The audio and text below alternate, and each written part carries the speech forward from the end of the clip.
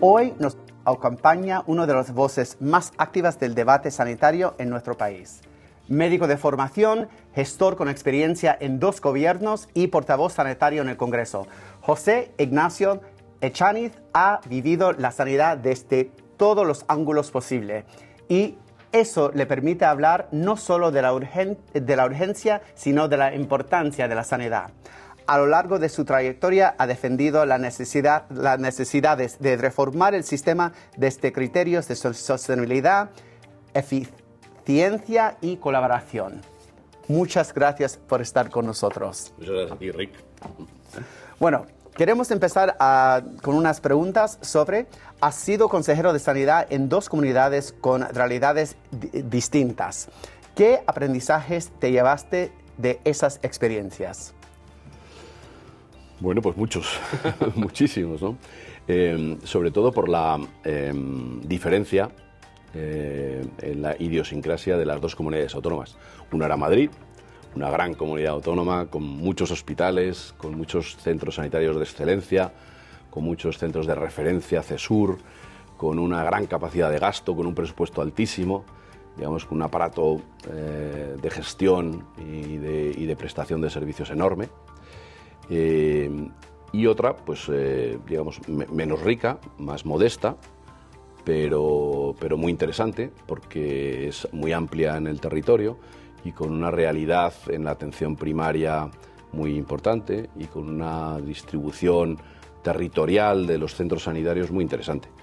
De forma que, digamos, conocer la parte de la sanidad más urbana, más poderosa desde el punto de vista económico y una más rural, más amplia en territorio y con otros problemas diferentes, me ha permitido ver las 2 grandes realidades de la sanidad, la especializada y la primaria, la rural y la urbana, la de grandes centros de referencia que atraen población y otros que necesitan que esos centros de referencia pues estén a su disposición. Al final, pues es cerrar el círculo y conocer pues todas las realidades de un sistema sanitario tan complejo como el nuestro, ¿no? Y cuando estamos hablando de estos temas, hablamos muchísimo sobre la sostenibilidad del sistema, pero alguna vez eso no se concreta.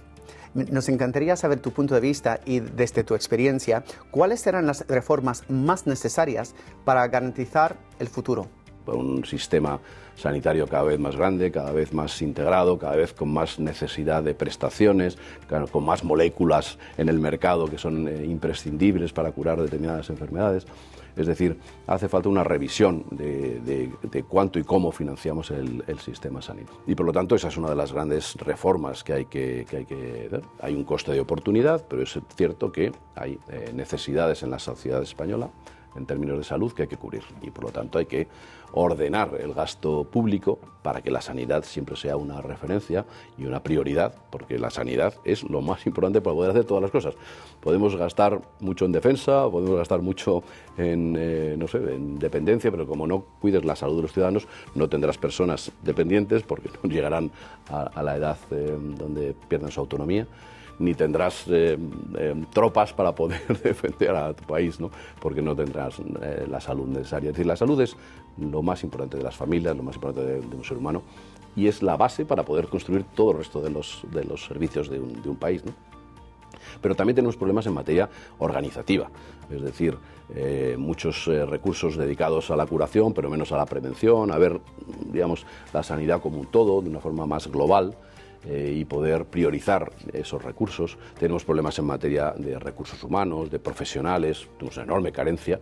Haber hecho una mala planificación endémica durante muchos años de las necesidades de profesionales, sobre todo de médicos en algunas especialidades o de enfermería, hace que en estos momentos muchos hospitales y muchas comunidades autónomas estén pasándolo muy mal porque no consiguen recursos humanos bien preparados para poder cubrir las necesidades de un hospital, de un centro de salud, de unas urgencias.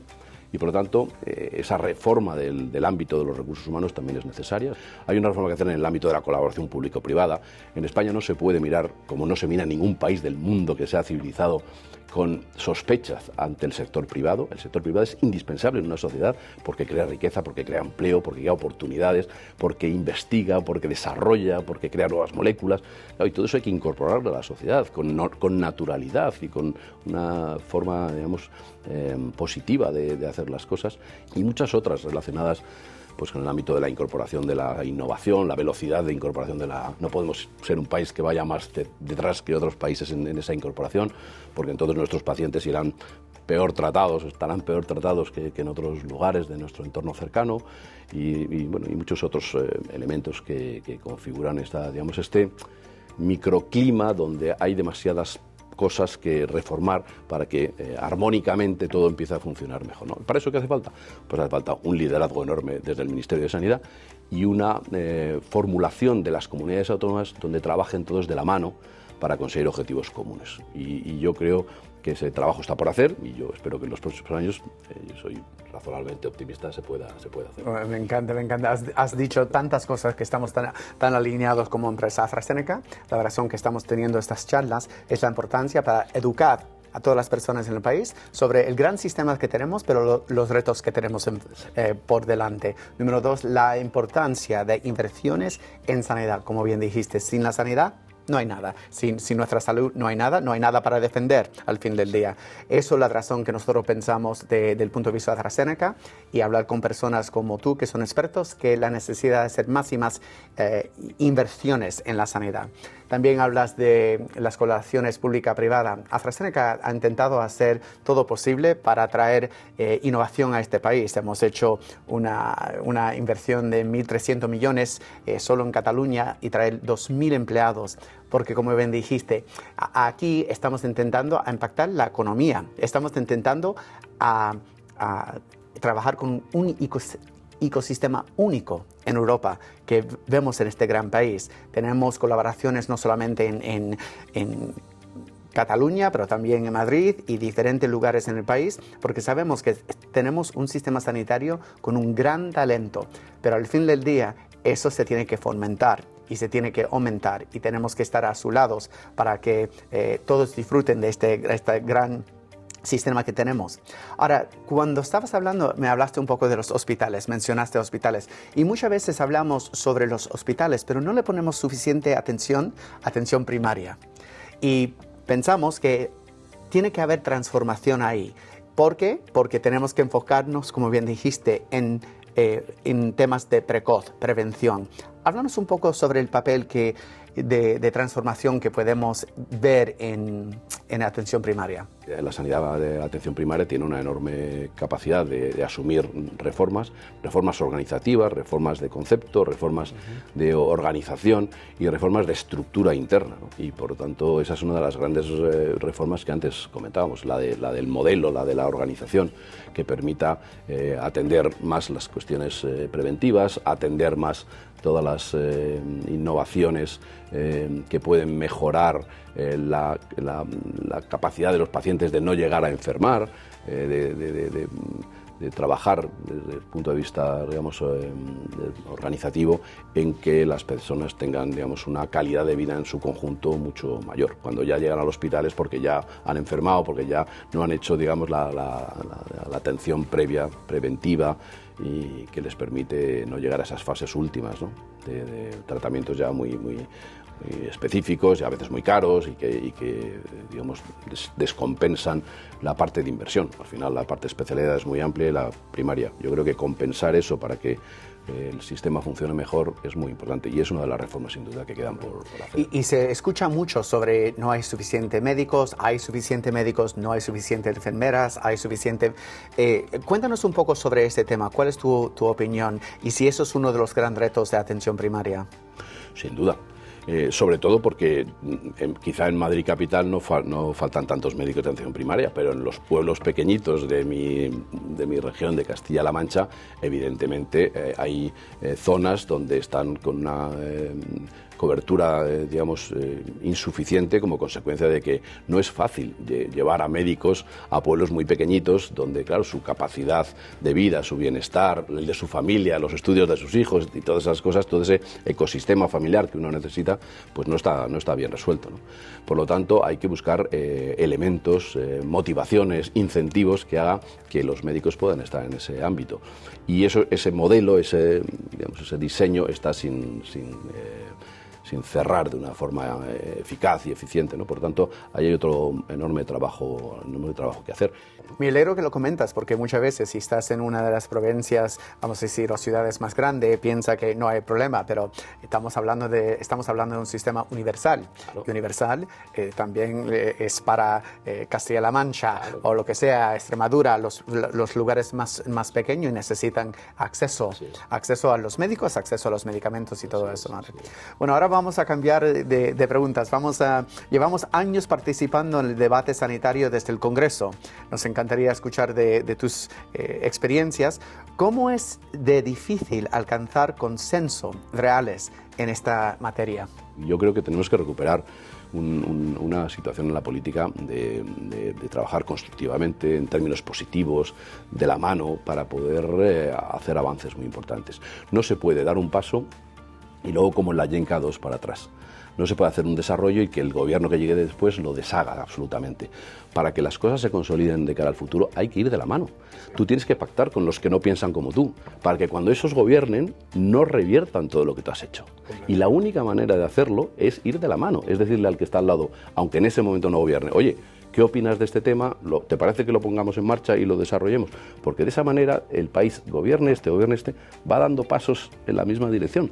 Claro, si un gobierno hace una cosa y el siguiente la revierte al año, a los 2 años, a los 3 años, claro, al final has perdido una cantidad de energía, de recursos, de esfuerzos y de todo absurdo, ¿no? Y así los países no pueden avanzar. Y además los pacientes han perdido, yo ya sabes que soy americano y lo ha vivido, que para mí me da igual el partido americano que está gobernando, pero si vamos a dar un paso a un paciente tener aseguro y después el siguiente gobierno le quita el aseguro, el que pierda al fin del día es el paciente o las personas de más de renta baja. El paciente está sufriendo a la mano de la política y no debe ser así. Y como bien dijiste, es ir de la mano y debe haber una evolución, no una revolución cada vez que entre un gobierno nuevo. Pero con esto dicho, y yo sé que es plenamente consciente de priorizar, nunca es fácil. Ahora bien, ¿cuál debería ser la prioridad sanitaria del próximo ciclo legislativo, en tu punto de vista? Bueno, la primera, tener un esquema financiero que permita la sanidad que queremos tener en el futuro. Es decir, primero tienes que desarrollar qué quieres, cómo quieres que sea tu sanidad en el año 2030, 2040, 2050, y hacer una prospectiva a 20, a 25, a 30 años y empezar a trabajar ya en la modelización de esa sanidad. ¿Qué necesitamos? ¿Qué reformas necesitamos? ¿Qué estructura queremos? ¿Y qué financiación le va a médicos necesitamos, como bien dijiste antes? Exactamente. Primero, financiación. Ahora iremos a la parte de recursos humanos. Claro, y eso hay que saber, hay que digamos, hacer una prospectiva de qué dinero vas a necesitar en los próximos años, a qué ritmo está fluyendo la innovación, qué nuevas moléculas aparecen, qué nuevos dispositivos terapéuticos y diagnósticos existen en el sistema que hay que ir incorporando, a qué ritmo van, y de esa manera ir sabiendo cuáles van a ser tus necesidades, y una vez que sabes tus necesidades, saber cuáles son los recursos que tienes que poner para cubrir esas necesidades. Y entonces el Estado tiene que ver de qué recursos cuenta, desde el punto de vista fiscal, impositivo, etcétera, etcétera, y qué recursos necesita que el ciudadano también complemente en algunos ámbitos. Y al final hacer un esquema perfectamente blindado para poder saber que vamos a poder soportar la sanidad que queremos de cara al futuro. Si no hacemos ese ejercicio de modelización de cara al futuro y de prospectiva y de preparación para el futuro, vamos mal.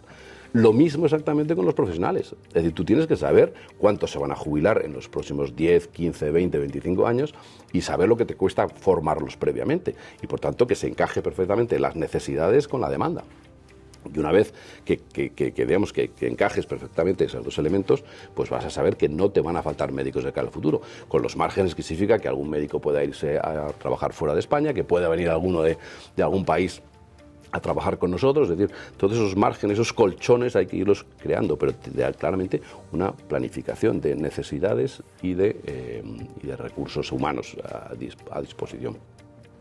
Y así en todos los elementos. Antes hablábamos de la organización de la primaria, pero también en el ámbito de la innovación y de cómo un país que tiene tantos datos, que tiene un sistema tan integrado, que tiene tantos elementos positivos, que es un gran hub sanitario, puede aprovechar todos esos elementos para ser un gran hub de investigación, de desarrollo, de potenciación de la innovación, de incorporación de la tecnología diagnóstica y terapéutica, etcétera, etcétera, ¿no? Bueno, y muchas veces, ahora vamos al nivel de Europa, muchas veces esperamos que Europa va a ayudar, los países de Europa, pero sanidad siempre es más del país. Ayúdanos a entender un poco qué papel puede jugar España en el impulso de Europa para liderar la innovación en la salud. Pues yo creo que España tiene, digamos, de base un modelo sanitario muy interesante para otros países de Europa. Como tú has dicho muy bien, pues esto, la idiosincrasia sanitaria es, digamos, una marchamo, una característica muy singular de cada país, pero y no es menos cierto que en los últimos años la Unión Europea está percibiendo, desde el punto de vista de las instituciones en Bruselas, que es necesario coordinar o conjugar las políticas sanitarias de futuro. Hemos empezado con el paquete de reformas farmacéuticas y vamos a continuar en esa línea, en el ámbito de la autonomía de dispositivos para abordar una pandemia como la que sufrimos, autonomía de gestión, etcétera, etcétera. Y todo eso va a configurar una nueva realidad en Europa. Es decir, que Europa se está moviendo hacia ayudar a los países de una forma mucho más coordinada, en las compras, etcétera, etcétera. Y creo que Europa empieza a ser también un ámbito muy interesante donde España puede liderar muchas cosas, ¿no?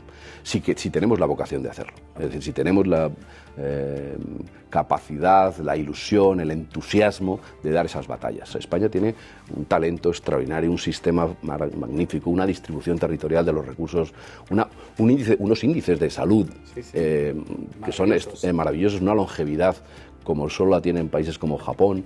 Es decir, que tenemos muchas cosas positivas, pero hay que creérnoslo y hay que hacer los deberes para poder dar esas batallas de cara al futuro. Y a mí lo que me preocupa es que seamos capaces de darlas, ¿no? Porque creo que tenemos muchos mimbres para hacer las cosas. Y todo lo que has dicho, estoy de acuerdo también. Y para AstraZeneca, como compañía, España es número 2 en ensayos clínicos, solo detrás de China en oncología para nosotros.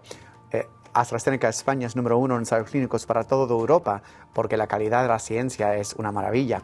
Yo llegué en 2020 durante la pandemia, como bien sabes, y sabiendo que tampoco aquí tengo partidos ni alianzas, al fin del día lo más importante para mí es asegurar que un paciente tenga acceso a la innovación que nosotros hacemos como industria. Lo que me gusta lo que has dicho es que yo puedo confirmar que con toda mi experiencia en los Estados Unidos trabajando con los gobiernos de Obama, de Trump en su día, trabajando para AstraZeneca, me encontré unas personas aquí tan dedicadas a la sanidad que es increíble. Como bien dijiste, hay tantas personas que saben, dedicadas. Trabajaba yo con la agencia española en su día, Carlos III, profesionales dedicados a la sanidad, que es una pasada porque hasta me atrevo a decir mejor que la gente que yo vi en los Estados Unidos, con una pasión dedicada a traer soluciones para los pacientes. Sería fenomenal tener estas clases de personas tomando estas decisiones para sanidad a largo plazo, porque en realidad marca una gran diferencia. Pero otra vez, yo soy muy optimista y muy fan de muchas personas de diferentes partidos que se están dedicando primero al paciente, no a la política. Y eso es una gran ventaja que tenemos en este país. Ahora bien, durante tu carrera has trabajado tú también con la industria farmacéutica. Me encantaría tu perspectiva y por favor a ser crítico, porque esto es otra vez para aprender, para todos que están escuchándonos. ¿Cómo valoras el papel de la industria farmacéutica y su papel en el sistema? Bueno, pues la industria farmacéutica es un stakeholder indispensable, porque la labor y el papel que juega, digamos, en el sector sanitario no se puede sustituir por una investigación o un desarrollo, una puesta en el lugar adecuado y de la forma adecuada de soluciones sanitarias terapéuticas adecuadas. Entonces, si no existiese, digamos, la industria farmacéutica, habría que inventarla para ponerla a disposición del sistema sanitario, porque precisamente es un sector que crea riqueza, que crea oportunidades, que crea empleo, que crea un ecosistema absolutamente positivo para un sistema. Sería absolutamente absurdo que tuviéramos un sistema cubano, en el sentido de que toda la provisión, la investigación, el desarrollo fuera público, porque eso al final da mal resultado en una sociedad. Entonces yo creo que la industria tiene, y está jugando ese papel en España, que ser una palanca para que el sistema sanitario, fundamentalmente público, pero también privado, hay una perfecta capacidad de colaboración público-privada, se aproveche de esas circunstancias, de esa industria, de esa investigación, de ese impulso, de esa puesta a disposición de recursos en la dirección adecuada para poder potenciar el trabajo de la sanidad. Es decir, hay papel para todos y la industria juega su papel y es un papel importantísimo y hay que saber que ese papel está ahí. Y creo que nosotros también tenemos un rol y me llevo eso porque creo que podemos ayudar más y más al sistema sanitario en estas cosas. Claro. Y no es un medicamento, es más de qué podemos hacer para educar el público sobre los riesgos, la necesidad para screenings, la necesidad para vacunarse contra cosas como la gripe, lo que sea. Creo que nosotros también podemos jugar un rol importantísimo aquí también. Vale, bueno, vamos a hablar otra vez de tus grandes experiencias. Has visto la sanidad como médico, como gestor, como legislador. ¿Qué te ha enseñado todo este recorrido? Y después de eso, ¿qué es lo que te preocupa más del sistema sanitario mirando a los próximos 10 años? Es decir, utilizar todos sus aprendizajes, todo que te ha enseñado el recorrido y ¿qué te preocupas a los siguientes 10 años? Bueno, lo que me ha enseñado es a conocer bien el sistema, o razonablemente bien. Digamos que he estado 8 años en el Consejo Interterritorial, con compañeros de otras 16 comunidades autónomas, de distinto signo político, todos extraordinarias personas, muy capaces y con la mejor voluntad de hacer un buen trabajo en sus áreas de responsabilidad. Vayamos todos de la mano para construir un consenso en las reformas que hacen falta de cara al futuro y en ser ambiciosos, ¿no? En pensar que la sanidad española es muy buena, pero puede ser infinitamente mejor. Podemos convertirnos en el lugar, digamos, más extraordinariamente potente en términos de resolver problemas de la sanidad para nuestro país, por supuesto, pero para toda Europa, para América, Hispanoamérica, para Asia, para África, que la tenemos tan cerca. Es decir, ser un lugar excepcional en términos de sanidad para el resto del planeta, ¿no? Y creo que eso no es ningún sueño imposible de crear, porque tenemos los mimbres. Hace falta que alguien sepa juntar todos los extremos de esas potencialidades para construir ese sistema final. O sea, es que creo que ese trabajo hay que hacerlo y me preocupa que no lo hagamos y en ese sentido pues yo espero que de cara al futuro seamos capaces de hacerlo, ¿no? Sí, pero para cerrar la entrevista, lo que me encanta de tu respuesta es que nos ha dado razón a ser optimistas. Claro. Porque hay muchas cosas que hacemos tan bien y si lo juntamos todo es posible. Yo soy optimista porque si con las dificultades que tenemos ahora hemos sido capaces de hacer este gran sistema, si somos capaces de hacer las cosas bien de cara al futuro, el sistema va a ser irrompible, ¿no? Y va a ser muy, muy satisfactorio para los ciudadanos y repito, para otros países que pueden tomar como ejemplo a España, ¿no? Muchísimas gracias por las palabras. Nos deja que tenemos nosotros, España está bien posicionado como referente en ensayos clínicos, en investigación biomédica, acceso a tratamientos innovadores. Además podemos mejorar muchísimo en eso también y es difícil no ser optimista sobre lo que podemos seguir construyendo si seguimos trabajando juntos, es lo que me quedo, pero además siendo las reformas necesarias y las inversiones necesarias en sanidad. Para mí es la cosa más importante que podemos hacer. Muchísimas gracias por tu tiempo, te lo aprecio muchísimo. Un placer. Muchísimas gracias.